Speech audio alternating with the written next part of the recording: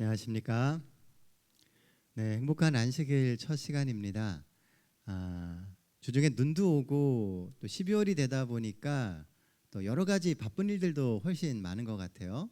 아마 마음이 분주해지기 때문에 더 그렇게 느끼는 것 같습니다. 2025년이 이제 정말 딱 한 달 남았습니다. 이 한 달이 유종의 미를 구할 수 있는 그런 아주 귀하고 의미 있는 한 달 되시기를 간절히 소망합니다. 우리가 저녁 예배 시간에 계속 요한계시록 공부를 하고 있습니다. 오늘은 요한계시록 15번째 시간입니다. 오늘 같이 나눌 말씀은 일곱 재앙, 또 일곱 대접이라고도 이야기하는 일곱 재앙의 두 번째 시간이에요. 그 중에서도 아마겟돈과 일곱 번째 재앙에 대한 이야기를 오늘 같이 나누기를 원합니다. 우리가 그 11월에는 여러 가지 행사들이 많다 보니까 이 띄엄띄엄 우리가 요한계시록을 공부를 하게 되었습니다. 그러다 보니까 아마 맥이 좀 끊겨 있는 것 같아요. 일곱 재앙의 의미를 보게 된다면요, 이 일곱 재앙이 시작되었다라고 하는 것은 의인들의 심판이 이미 성소에서 끝이 났으며 더 이상 중보는 없고 은혜의 시기도 끝났음을 의미합니다. 이 이야기는 무슨 얘기냐 하면, 지금 우리가 다니엘서를 공부할 때 공부했었던 2300주야가 이제 끝나게 되고 하늘 지성소에서 조사 심판이 있잖아요. 그 조사 심판을 통해서 의인들은 이미 구원에 합당한 사람이다라고 하는 것이 확정되었다는 겁니다. 그리고 이제 의인들을 위하여 또 악인들이 돌아올 수 있는 은혜의 시기도 끝이 났다는 거예요. 그래서 이제 마지막으로 최후의 심판이 오게 되는 것이 바로 이 일곱 재앙입니다. 이제 남은 것은 주께서 오셔서 성도들의 억울함을 풀어주시고 또 온 우주에 있는 거민들에게 오랫동안 반복되고 지속되었던 그 악이 완전하게 소멸됨을 보여주시는 겁니다. 그래서 일곱 대접은 악인을 향한 하나님의 실제적인 심판을 보여주는 이야기입니다. 우리는 지난 시간에 이 16장에서 펼쳐지는 일곱 재앙 중에 여섯 재앙에 대해서 이미 공부를 했습니다. 일곱 번째 재앙은, 이 일곱 재앙은 이 땅에 내려지는 악인을 위한 심판이에요. 그리고 이 일곱 재앙은 일곱 나팔과 평행을 이룹니다. 일곱 나팔은 지난 시간에 우리가 나팔 공부할 때 한번 말씀을 드렸지만요, 나타나는 형태는 심판이에요. 그런데 사실은 하나님의 백성들을 지키기 위한 세상을 향한 경고성인 심판입니다. 그래서 일곱 나팔과 일곱 재앙은 연관이 있습니다. 자, 보시면 이게 우리가 공부했던 일곱 나팔과 일곱 재앙을 이렇게 같이 정리를 한 겁니다. 자, 잘 보시면 어때요? 나오는 순서나 그것이 다 똑같습니다. 그러니까 같은 이야기가 확장되는 것이 일곱 재앙이라는 거죠. 일곱 나팔 때는 하나님께서 세상을 경고하신 것이고, 일곱 재앙 때에는 그 경고했던 재앙이 실제로 적용되는 일인 것입니다. 그렇게 본다면 일곱 나팔은 세상을 향한 심판의 맛보기 같은 것이고요, 그리고 일곱 재앙은 그것이 실제로 이루어지는 것이죠. 우리가 흔히 이야기할 때 일곱 재앙에는 하나님의 자비와 사랑이 섞이지 않았다라고 이야기를 합니다. 하지만 사실 이미 하나님은 오랫동안 참아주시고 또 자비하심으로 용서하셨습니다. 그런데 이게 이제 그것이 꽉 찼다는 거죠. 더 이상 사랑하시고 더 이상 용서하시고 더 이상 자비하실 수 없는 때까지 가게 되었다는 거예요. 하나님은 사랑이십니다. 그리고 그 사랑은 의인이나 악인이나 이 땅에 사는 모든 사람들에게 동일하게 펼쳐져 있습니다. 그러므로 그 자비와 사랑에 이제는 우리가 반응하는 삶을 살아야 하지 않을까요? 하나님이 우리에게 주시는 자비가 계속 반복되는 영원한 자비가 아니라는 거예요. 언젠가는 우리가 살아온 삶의 그 결과대로 심판이 이르는 날이 있을 거라는 겁니다. 오늘 교회 참석하셔서 또 말씀을 듣고 같이 연구하시는 분들도 계시지만 방송을 통해서 보시는 분들도 계실 겁니다. 오늘 우리가 하나님 안에서 그 사랑과 자비를 계속 누리고 있다고 생각한다면 오늘 우리가 주님께 다시 돌아올 수 있는 그런 귀한 결심을 하게 되시기를 간절히 소망합니다. 그러므로 이 7재앙이 시작되면요, 누가 그 사랑과 자비에 반응했는지 또는 하지 않았는지가 확연하게 드러나게 됩니다. 하나님의 자비에 반응하고 돌이켰던 사람들은 이 7재앙을 받지 않아요. 하지만 돌이키지 않은 그들에게 이 7재앙이 내리게 된다는 것이죠. 하나님의 사랑에 반응한 사람들은 하나님의 보호와 구원을 경험하고, 반응하지 않았던 사람들은 7재앙을 통해서 심판이 진짜 무엇인지를 직접 경험하게 될 겁니다. 하나님은 소위 말해서 그냥 경고만 하시고 끝나시는 분이 아니세요. 성경에 이야기된 하나님의 예언의 이야기, 또 하나님의 말씀들은 결국 우리의 인생에 있어서 다 실제적으로 실천되게 될 일들입니다. 그러다 보니까 사단이 이 성경의 예언과 말씀을 알까요? 모를까요? 알죠. 어쩌면 우리보다 성경을 더 잘 연구하고 알고 있는 존재가 사단일지 모릅니다. 그래서 사단도 이 7재앙에 맞서서 가만히 있지 않고 그가 할 수 있는 최종의 발악을 합니다. 마지막 때가 되면 될수록 사단이 하나님을 대적하고 하나님의 백성들을 핍박하는 것은 더 치열해지게 될 거예요.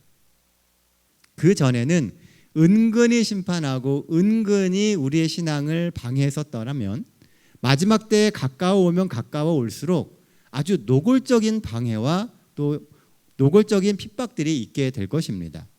그래서 성경에 보면요, 사단이 마지막 시대에 이 땅에 남아있는 아직 회개하지 못한 그들을 미혹하게 하기 위해서 등장하는 것이 무엇이냐 하면 개구리 같은 새 영이 나옵니다.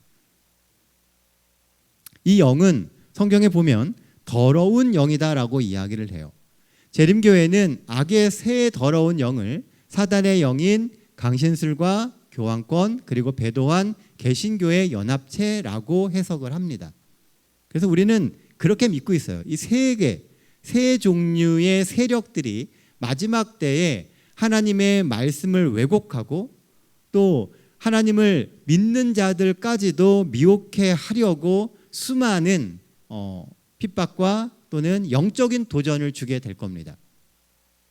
용은 사단이고 짐승은 그의 지상 대리자인 교환권입니다. 보통 우리가 말하는 이 세 개를 계시록에서는 용의 입과 짐승의 입과 거짓 선지자의 입이다라고 이야기를 해요. 이 세 가지는 보시는 것처럼 강신술과 교환권과 배도한 개신교의 연합체이죠. 그래서 배도한 개신교의 대표 나라인 미국을 거짓 선지자로 또 해석하는 분들도 계십니다. 그러니까 마지막 시대에 큰 역할을 하는 존재는 결국 교환권과 그리고 미국을 통해서 나오게 될 거라는 거예요. 2025년 한 해 우리는 트럼프 정부가 발의하게 되는 여러 가지 법령들을 통해 가지고 온 세상이 굉장히 혼란스러운 시간을 겪었습니다. 물론 그것이 직접적으로 짐승으로서의 미국의 등장이라고 보기는 어렵습니다. 하지만 그 모든 것이 그런 과정 중에 하나라고 우리는 볼 수 있다는 것이죠. 게다가 이 모든 것들이 입에서 나온다라고 하는 것은 결국 기별과 사상을 바꾸기 위한 일들이라는 거예요. 입에서 나오는 것은 말이잖아요. 말은 곧 그 사람의 생각과 사상을 의미합니다. 이는 계시록 14장에 나오는 새 천사의 기별과 전면적으로 대립하겠다라고 하는 사단의 반격이에요. 우리가 새 천사의 기별을 이야기하지만 그 새 천사의 기별의 바탕에 깔려 있는 것은 창조주이신 하나님을 경배하라고 하는 명확한 사상이 들어있는 것입니다. 그리고 그 하나님을 우리가 창조주로 인정하고 믿고 따르기 때문에 그 모든 믿음은 우리가 흔히 말하는 믿음으로 말미암는 의를 통하여 완성되게 되는 거예요. 그래서 결국 우리가 하나님을 믿고 하나님의 사람으로 살아간다라고 하는 것은 믿음을 가지고 살아간다라고 하는 것이거든요. 믿음은 하나의 사상입니다. 우리의 삶을 움직이는 원칙이 되는 것이죠. 그러니까 사단은 그런 삶의 원칙을 무너뜨리려고 한다는 거예요. 우리의 믿음을 흔들고 우리가 살아가는 신앙의 원칙을 흔드는 일을 통해서 마지막 시대에 수많은 사람들을 미혹해 하는 일들을 하게 되는 것이죠. 새천사의 기별을 무력화시킬 수 있는 반신론적인 기별, 그게 바로 개구리 같은 새 영입니다. 창조주이신 하나님을 경배하라는 새천사의 기별과 정반대되는 기별이 과학과 신기술이라고 하는 혁명적인 이적을 통해서 창조주 하나님을 부인하고 세상의 주인이 인간이라고 하는 잘못된 인본주의로 사람들을 현혹시키는 거예요. 우리는 마지막 때가 되면 될수록 이 과학이라고 하는 이적, 현대판 강신술을 많이 보게 될 겁니다. 그러니까 과학이라고 하는 이름으로 일어나는 신은 없다라고 하는 메시지가 들어있는 수많은 일들을 우리는 경험하게 될 거예요. 사람들은 이것이 과학이니까 흔히 말하는 아주 원천적이고 근본적이고 세상의 이치가 된다라고 이야기를 합니다. 그런데 사실은 그 이면에는 하나님의 역할을 대신할 수 있는 영역으로서의 과학이 등장하게 된다는 거예요. 요즘에는요, AI 시대입니다. 그렇죠? 우리가 생각하는 것보다 AI는 정말 많은 곳에 이미 적용되어져 가고 있습니다. AI라는 이야기가 들리기 시작한 지 얼마 안 된 것 같지만 이미 우리의 삶에 굉장히 많은 부분에 AI가 등장하고 있습니다. 자율주행하는 차가 그렇고요. 제가 오늘 방문을 하다가 어떤 한 분한테 아주 신기한 이야기를 들었습니다. 전기차를 충전을 하고 있었는데요. 이 전기차가 충전이 끝나니까 이동을 해가지고 다른 데 가서 주차하고 있는 거예요. 스스로 자율주행을 해서 가 있다는 겁니다. 그래서 지하 1층에다가 충전을 시켜놨는데 차를 지하 3층에서 찾았다 그래요. 혼자 내려가 있었던 거예요. 충전 다 하고 다른 곳에. 뭐 그런 시대가 되었다는 거죠. 그리고 뭐 차에서 잠을 잤는데 시간이 딱 되니까 차가 사람을 깨우는 거예요. 좌석이 흔들리고 창문이 열리고 온풍을 분명히 틀어놨는데 갑자기 에어컨이 나오고 빵빵빵 소리가 나고 하면서 자는 사람을 깨우는 그런 일에 대한 이야기를 들었습니다. 그러니까 우리가 생각하는 것보다 굉장히 많은 부분에 우리의 삶에 들어오게 되죠. 그리고 그것이 하나님의 영역에 해당되는 곳에까지도 이제 영향을 미치게 되게 될 거라는 거예요. 그러므로 이 세상 마지막 시간을 지내며 사단이 쓰는 가장 강력한 무기는 이적입니다. 우리는 이런 이적에 속으면은 안 돼요. 그러니까 보이는 현상에 속아서 본질적인 것을 잃어버리면 안 된다는 것이죠. 영적으로 더욱 무장해야 되고 믿음의 눈으로 세상의 흐름을 제대로 바라볼 필요가 있다는 겁니다. 우리는 이것을 현대판 강신술이라고 이야기를 해요. 이것을 통해서 사단은 마지막 시대에 수많은 세력들을 모으려고 할 겁니다. 그렇다 보니 마지막 시대가 되면 될수록 이에 대한 대립은 더욱 첨예해지게 될 것이고 그것이 영적인 영역에 이르러서는 우리로 하여금 영적으로 깨어나지 않으면 깨닫지 못하는 정말 많은 일들이 우리의 삶 속에서 일어나게 될 거라는 거예요. 그리고 이 일곱 재앙에서는요 아주 유명한 이야기가 하나 나옵니다. 16절 말씀에 나오는 이야기예요.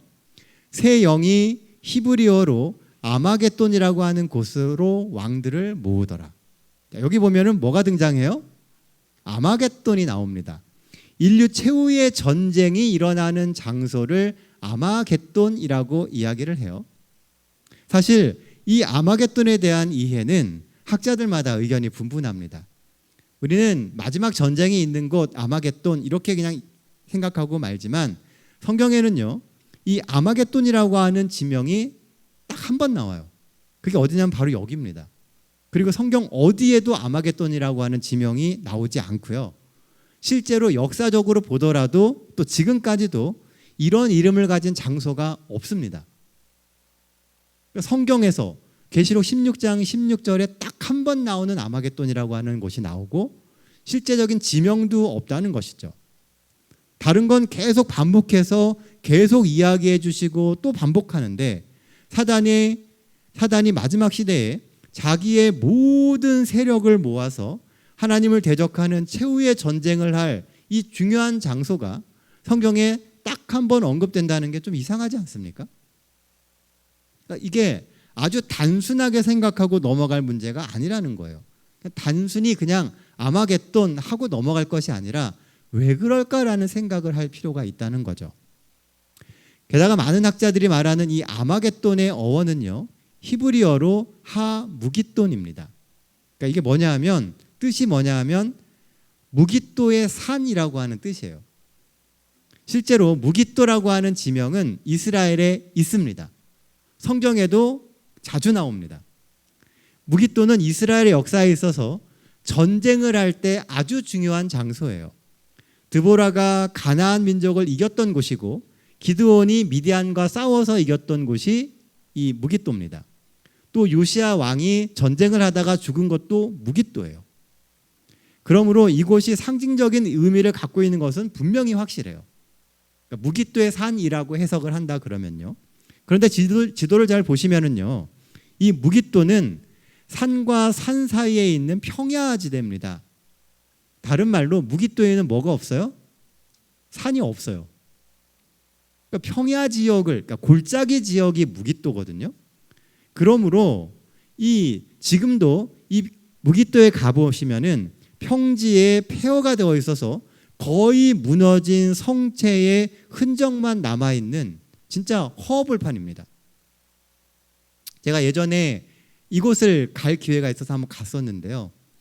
진짜 아무것도 없어요. 그냥 완전히 황량한 벌판에 조그만 이렇게 성 흔적들만 남아 있습니다. 그리고 그냥 쭉쭉 평야예요. 아무것도 없어요, 주변에. 그런데 이곳이 최후의 전쟁이 벌어질 지역이라고 이야기하고 있다는 거죠. 그러므로 이것도 하나님이 주시는 무깃도라고 하는 그 지역이 갖는 것에 대한 상징이라고 하는 겁니다. 어떤 이는 앞으로 일어나게 될 세계 3차 대전이 아마겟돈 전쟁이라고 이야기하는 사람도 있습니다. 하지만 여러 정황이나 또는 계시록의 문맥을 살펴볼 때 아마겟돈 전쟁은 중동 지역에서 일어나게 될 실제적인 군사적 전쟁이라고 볼 수가 없습니다. 선악의 두 세력 간에 있게 되는 범세계적인 영적인 전쟁을 의미한다라고 하는 것이 훨씬 타당해요. 그래서 이 아마겟돈을 영적으로 해석을 해야 된다는 겁니다. 그 수많은 사람들이 어떻게 이곳에 다 모이겠습니까? 현실적으로 볼 때. 게다가 앞에 등장하는 용과 짐승과 거짓 선지자의 입에서 나오는 개구리 같은 새 영이 아마겟돈 전쟁의 원인이라면 사상을 가지고 싸우는 영적 전쟁이라고 보는 것이 훨씬 문자적으로 또 문맥적으로 타당합니다.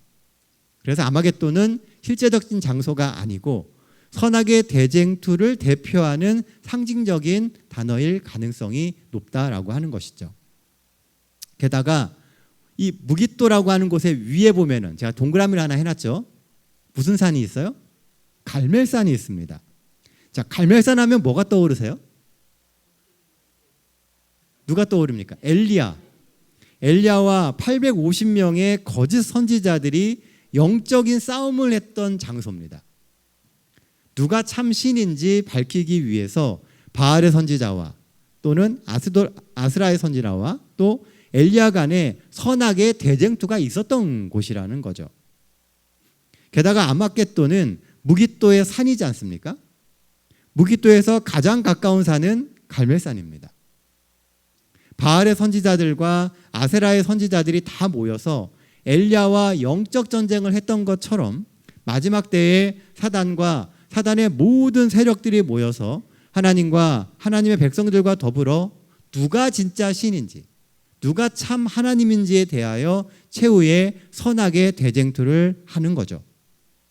그러므로 아마겟돈이라는 말을 들으면서 이스라엘 민족은 딱 떠오르는 이미지가 있었어요. 무깃도의 산, 갈멜산에서 있었던 그 영적인 전쟁을 떠올리게 된다는 겁니다. 마지막 시대에 사단이 자신들의 모든 세력을 모아서 영적인 전쟁을 펼칠 때 그 영적인 전쟁이 그 갈멜산에서 있었던 것처럼 우리가 하나님을 신실히 믿고 하나님의 이름으로 맞선다면 반드시 이길 수 있다라고 하는 것을 떠올리게 한다는 겁니다. 바로 그 이미지를 그대로 가져다 쓰는 겁니다. 갈매산 이야기가 열왕기상 18장에 나오는데요. 이 갈매산의 이야기는 거짓 선지자와 참 선지자의 영적 싸움이에요. 마지막 시대의 영적인 싸움의 핵심은 거짓 선지자와 참 선지자의 싸움입니다. 어떻게 엘리야가 참 선지자라고 하는 것이 증명이 됩니까? 엘리야가 열심히 기도하니까 하늘에서 불이 내려와서 엘리야의 제단을 확 사르죠. 그런데 계시록 16장 13절에 보면은요, 용은 사단이고 짐승은 교황권이고 거짓 선지자는 미국이라고 하지 않았습니까? 계시록 13장 13, 14절 보면은 큰 이적을 행하되 심지어 사람들 앞에서 불이 하늘로부터 땅에 내려오게 하고 짐승 앞에서 받은 바 이적을 행함으로 땅에 거하는 자들을 미혹해 한다고 이야기해요. 누가? 용이요. 뭘 한다고요? 하늘에서 불이 내려서. 갈멜산에서 엘리야가 했던 것처럼 똑같은 것을 보여줘요. 그러면서 이 영적인 싸움을 하려고 한다는 것입니다. 미국을 계시록 13장에서는 땅에서 올라오는 짐승으로 묘사합니다. 그런데 땅에서 올라오는 이 짐승이 사람들을 미혹하게 하는 얘기가 나온다는 거죠. 어떻게요? 불이 내려서. 마지막 시대의 이 장면은 영락없이 갈멜산의 장면을 왜곡하고 사람들을 미혹하는 사단의 모습으로 등장하게 되는 겁니다. 그러니 눈에 보이는 것에 현혹돼서는 안 된다는 거예요. 사단도 마지막 시대에는 정말 불가사의한 일들을 우리 삶 앞에서, 눈앞에서 실제로 보여주게 될 것입니다. 중요한 것은 그 이적이 하나님께로부터 나오고 있느냐 나오지 않느냐를 판단해야 된다는 거예요. 그러니까 성경에 기록되어 있는 하나님의 약속에 의한 것이냐 아니냐를 우리가 파악을 해야 된다는 것이죠.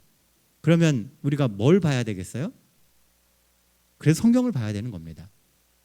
성경을 보며 성령의 인도하심을 받아야지만 마지막 시대에 우리가 일어나는 일들을 이게 하나님께로부터 온 것인지 사단이 우리를 미혹해 하기 위해서 일으키는 일들인지를 판단할 수 있게 되는 거예요.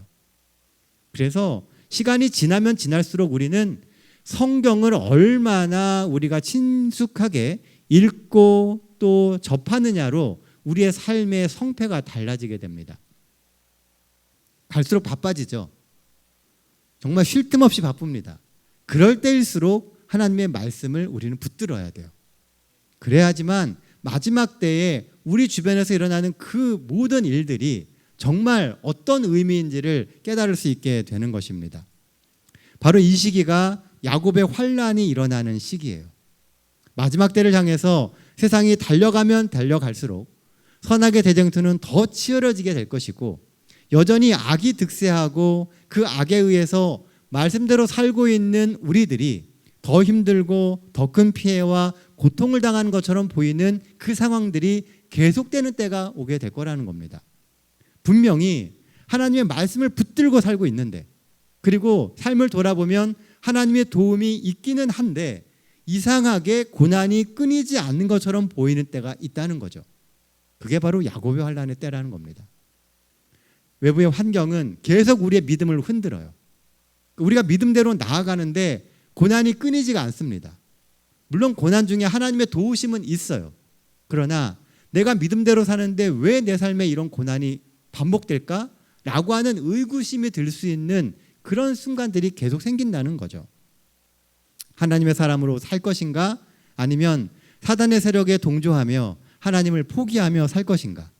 자꾸 선택하도록 강요되는 그런 순간들이 오게 될 거라는 겁니다. 그럴지라도 하나님을 믿고 야곱이 그랬던 것처럼 오직 기도와 말씀으로 하나님을 신뢰하게 되시기를 간절히 바랍니다. 주를 신뢰하는 우리의 삶에 하나님의 기적이 끊임없이 이어지게 될 겁니다. 야곱의 경험처럼 힘든 고난의 시간도 고뇌의 시간도 분명히 있으나 하나님은 절대로 기도하며 하나님을 붙드는 당신의 자녀들을 외면하지 않으십니다. 주를 붙들고 축복을 구하며 삶의 모든 것을 맡길 때 우리 하나님께 가장 아름다운 구원의 길로 우리를 인도하게 될 것입니다. 그리고 혹 우리가 이 야곱의 환난을 견디기 어려울 것 같으면 하나님이 다 미리 잠재워 주실 거라고 이야기해요.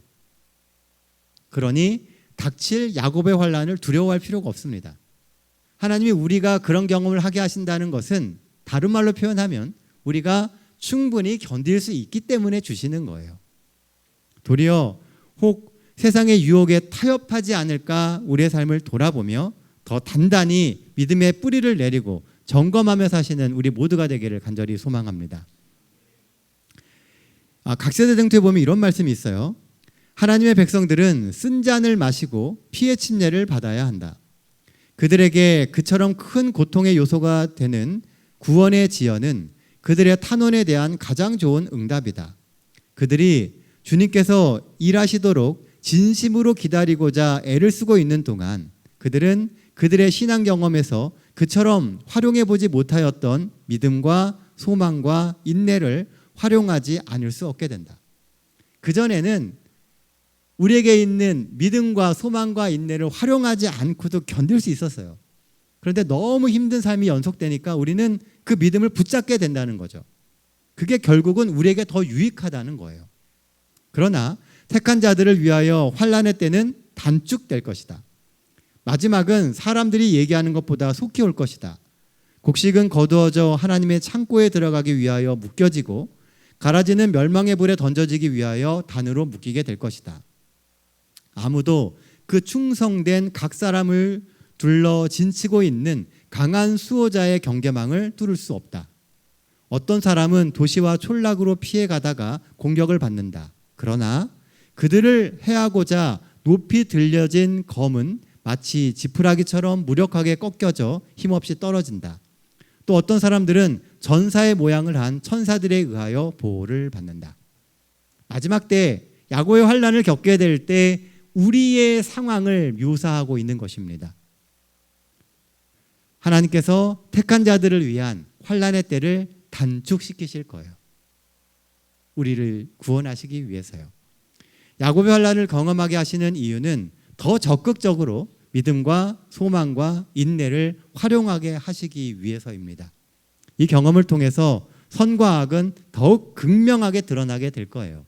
그리고 우리는 하나님을 의지하면서 하나님께서 어떻게 우리를 구원하시는지를 경험하게 될 것입니다. 하나님이 당신의 백성들을 더욱 철저히 지키시고 그런 하나님의 보살핌이 얼마나 의롭고 정당한 일인지 온 우주 거민들이 보게 될 것입니다. 그러므로 의인들이 겪는 그 고난의 기간이 그렇게 오래 가지는 않을 거예요. 왜냐하면 이미 조사심판도 끝났고 모든 것은 확정되었기 때문입니다. 마지막 시대의 사건들을 묘사한 묘사들은 각 시대 전투를 읽어보시면요 아주 자세하게 나옵니다. 하나님이 하나님의 백성들을 그냥 두시는 게 아니에요. 환난에 던져놓으시고 멀리서 바라만 보시는 게 아니라 하나님도 같이 그 고난 가운데서 뛰십니다. 같이 역사하시고 우리를 지켜주시고 우리와 함께 그 고난을 이겨나가신다는 것이죠. 하나 확실한 것은 하나님은 하나님의 백성을 단 한 사람도 포기하지 않으실 것이고 단 한 명의 악인도 이 마지막 재앙을 피할 수 없다는 겁니다. 하나님이 심판하십니다. 그리고 마지막 전쟁은 없습니다. 하나님이 다 해결하실 거예요.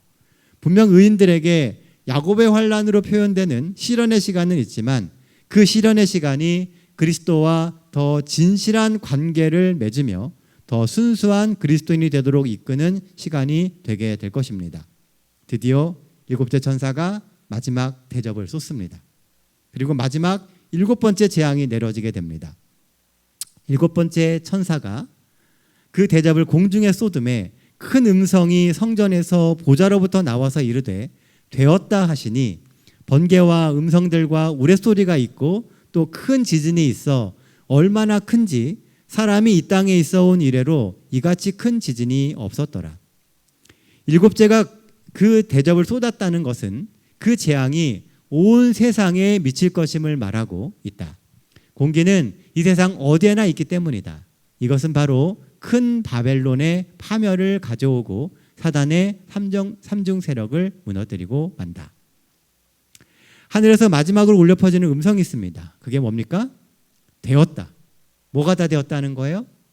때가 다 되었다는 겁니다. 이제 구원의 때가 다 되었고 모든 것을 끝낼 때가 되었다는 겁니다. 그리고는 이제 정말 하나님이 세상을 심판하시는, 세상이 망하는 심판이 한 번에 쏟아 부어지게 됩니다. 18절부터 21절에 보면은요, 큰 우레소리가 있고 큰 지진이 있어 그 큰 성 바벨론이 세 갈래로 갈라지고 큰 성 바벨론이 하나님 앞에 기억하신 바 되어 그의 맹렬한 진노의 포도주 잔을 받음에 각 섬도 없어지고 산악도 간 데가 없고 무게가 한 달란트나 되는 큰 우박이 하늘로부터 사람들에게 내림에 사람들이 그 우박의 재앙 때문에 하나님을 비방하니 그 재앙이 심히 큼이더라. 심판이 이르게 되는데 사람들이 뭐 한다고요? 하나님을 비방합니다. 본인들의 잘못과 그런 잘못된 선택을 회개하는 것이 아니라 도리어 하나님을 비방하게 되죠. 세상은 초토화가 됩니다. 그렇게 초토화된 세상 가운데서 사람은 회개하는 것이 아니라 여전히 하나님을 비방해요. 왜냐? 그들은 하나님을 버렸기 때문에 그렇습니다. 어떤 분들은 이 7장의 모습을 여리고성 함락으로 빗대어 표현하기도 합니다. 여리고성이 무너질 때처럼 오직 하나님을 의지해서 믿음을 지키며 묵묵히 신앙의 삶을 살아가면 성은 자동으로 무너집니다. 굳이 내가 손을 대지 않아도 하나님이 무너뜨려 주세요. 자, 여리고성이 어떻게 무너졌습니까? 이 백성들이 아무 말 없이 하루 한 바퀴씩 돌죠. 근데 재밌는 것은 그렇게 아무 말 없이 성을 한 바퀴 돌 때 제사장들은 법궤를 들고 나팔을 불며 돌았다는 겁니다. 제사장들은 말씀을 들고 나갔고 그 말씀을 통해서 선포되는 나팔 소리가 있었다는 거죠. 아무런 변화가 없는 것처럼 보여도 하루하루 그 나팔 소리가 쌓여져 갑니다. 그리고 7째 날에는 성이 무너지죠. 마치 7 나팔 재앙 때처럼 성도들의 기도로 하루하루 누적된 하나님의 심판의 나팔 소리가 쌓이고 쌓여서 7 재앙으로 한 번에 무너지는 겁니다. 그리고 이스라엘 백성은 가나안 땅에 본격적으로 입성해서 가나안의 삶을 살아갑니다. 마찬가지로 우리가 드리는 그 모든 기도가 쌓이고 쌓여서 마지막 심판을 가져오게 돼요. 그리고 우리는 그 마지막 재앙을 통하여서 하늘에 들어가게 되는 것입니다. 이처럼 성경의 모든 이야기는 구원을 이루어가기 위해서 하나님이 사용하시는 실제적인 예증이고 우리를 깨우치시기 위한 예언의 말씀들입니다. 그래서 성경을 열심히 읽어야 돼요. 지금 눈에 보이는 것들을 통해서 우리는 미래를 또한 보아야 합니다. 지금 우리가 보는 그것이 마지막 시대에 우리가 경험하게 될 종말의 현상을 보여주는 예시임을 절대로 잊어서는 안 됩니다.